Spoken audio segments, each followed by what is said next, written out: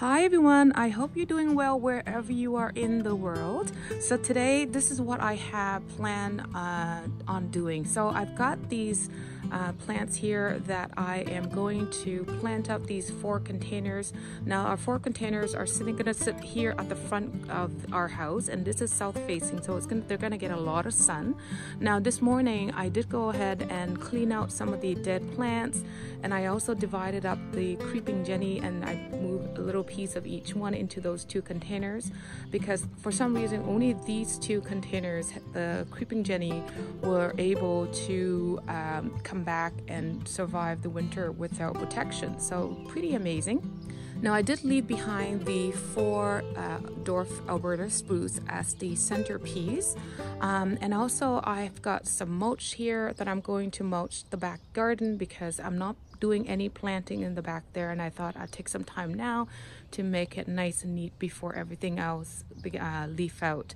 And then I've got these 3 containers here. I'm going to be planting them up with some of the Patriot hostas that I divided, and then I went ahead and just now made another division right there, which I will be using with these plants here that I've got. So this is just regular begonia, and then I've got some lobelia, and I will be planting these 3 up. So these 3 containers are gonna go right next to our patio back doors. That's where we get no sun at all.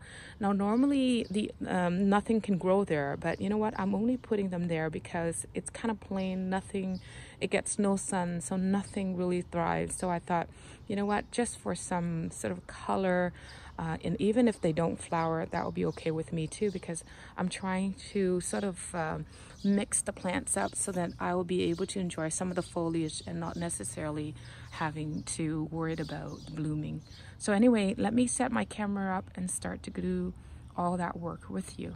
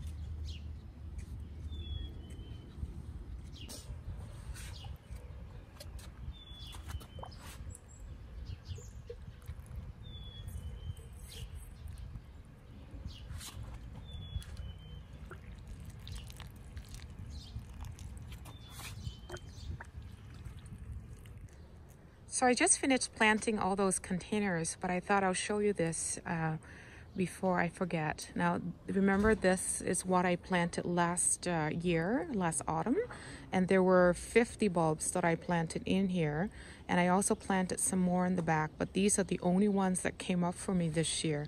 Now, I love double tulips, and I think this is the pink diamond variety, but anyhow, if I forget the name, I will pop it up on the screen for you. And I love double tulips, and I think there's just something about the double tulips that look full and they just look gorgeous to me. But unfortunately, they don't naturalize very well for me in my garden, so I may have to kind of do a little digging, a little research to see which variety naturalize better and give that a try. But for now, I'm enjoying these because, like I said, these are the only tulips that are currently blooming for me. And I have a few in the back garden, but this is probably the best show right now. Anyhow, I'm gonna go over there and show you the containers. So here are the two containers that's got that sort of blue and white mixed variety. So this is the Calabracoa blue, and it's got that lavender color with a deep purple and yellow throat. I think that's gorgeous. Here it is. Isn't that gorgeous? I think that with the yellow throat kind of goes well with the creeping Jenny. So now the creeping Jenny does like a bit shade. So hopefully once the Calabracoa sort of bush out and fill in, it will shade the creeping Jenny a little bit more. Now the other one over here is just the same thing, but it's a white variety with a yellow throat. I think that's gonna look gorgeous as well.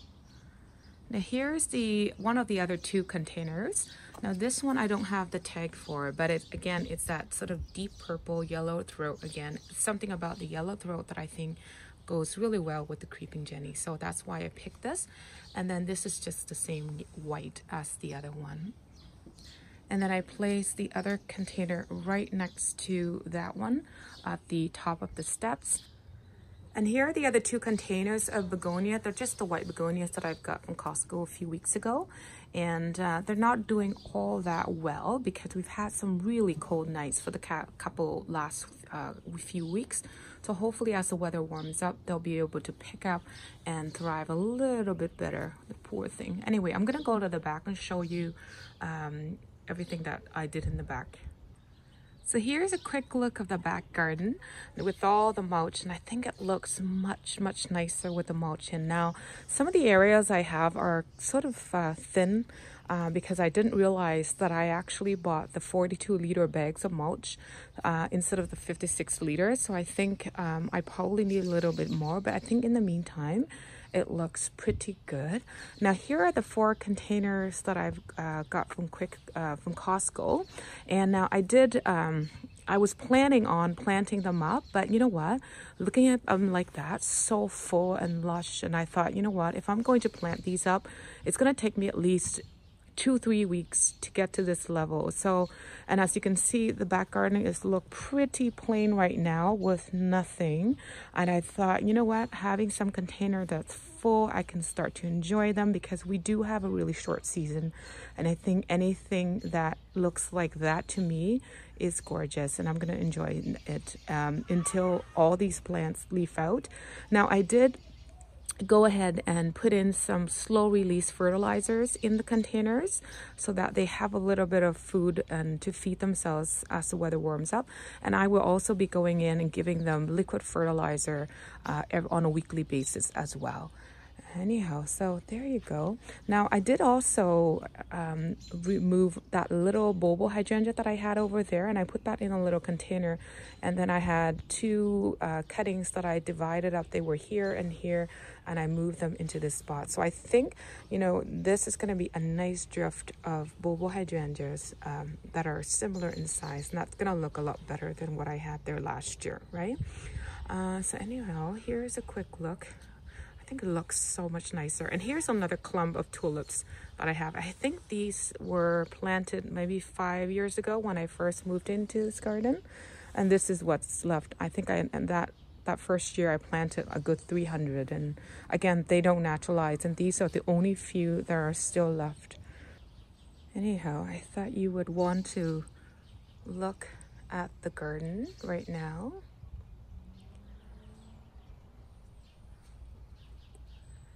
I think it's starting to fill up really nicely, right?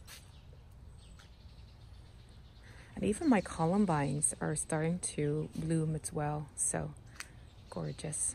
And here are a few more tulips. So I planted some tulips here last year, and this is, I think, the only one that came up from that mix. Or maybe this is the one that came up from 5 years ago that I first planted, and there's a few more over there, and that's it.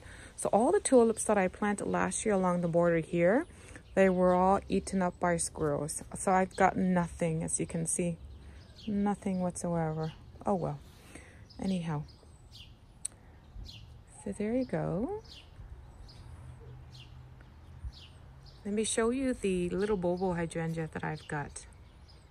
So here's the Bobo hydrangea that I moved from the garden into this little hanger basket. Again, this is just a hanger that I saved from previous years, and I just save them just in case I want to plant something, because I do have a spot here to hang something and I've got nothing. So I thought I'd do that for now until I figure something out. And I've got my carrots. Look at it. It's only been like a few days and they already start to come up. So can't wait to see them. And my radish is doing so well. Love those. Here, let me show you this. So this is one of the Bobo standers that I created last year. I just recently moved it into this container.